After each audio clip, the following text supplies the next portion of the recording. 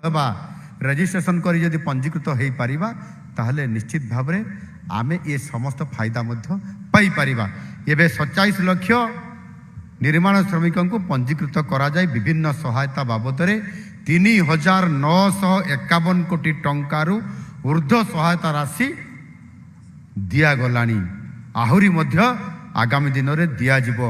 ଆମ ସରକାର ଆସିଲା ପରେ ଗତ 10 ମାସ ପରେ 11 ମାସ ହେଇନି, ଏ ସମୟ ଭିତରେ ଆମ ସରକାର ଆସିଲା ପରେ 4 ଲକ୍ଷରୁ ଊର୍ଦ୍ଧ୍ୱ ନିର୍ମାଣ ଶ୍ରମିକ ମାନଙ୍କୁ ନୂତନ ଭାବେ ପଞ୍ଜୀକୃତ କରିକିରି ସେମାନଙ୍କୁ ମଧ୍ୟ 370 କୋଟି ଟଙ୍କାର ଆର୍ଥିକ ସହାୟତା ରାଶି ପ୍ରଦାନ କରାଗଲାଣି।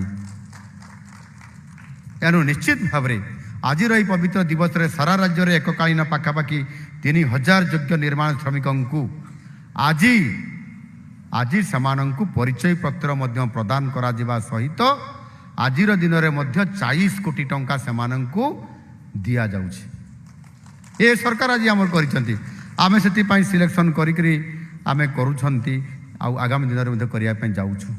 ଏହି ଅବସରରେ ଶ୍ରମିକ ନିର୍ମାଣ କଲ୍ୟାଣ ବୋର୍ଡର ବିଭିନ୍ନ ସେବାକୁ ଆପଣମାନଙ୍କର ହାତ ପାହାନ୍ତାରେ ପହଞ୍ଚାଇବା ନିମନ୍ତେ ଏକ ଯୁଗାନ୍ତକାରୀ ପଦକ୍ଷେପ ଯେଉଁଟା ଏବେ କାମକୁ ଆମେ ସୁଇଚ୍ ଟିପିକିରି କଲେ ଓଡ଼ିଶା ଶ୍ରମିକ ସାଥୀ ମୋବାଇଲ ଆପ୍, ଏହାକୁ ଆଜି ଶୁଭାରମ୍ଭ ଆମେ କଲେ।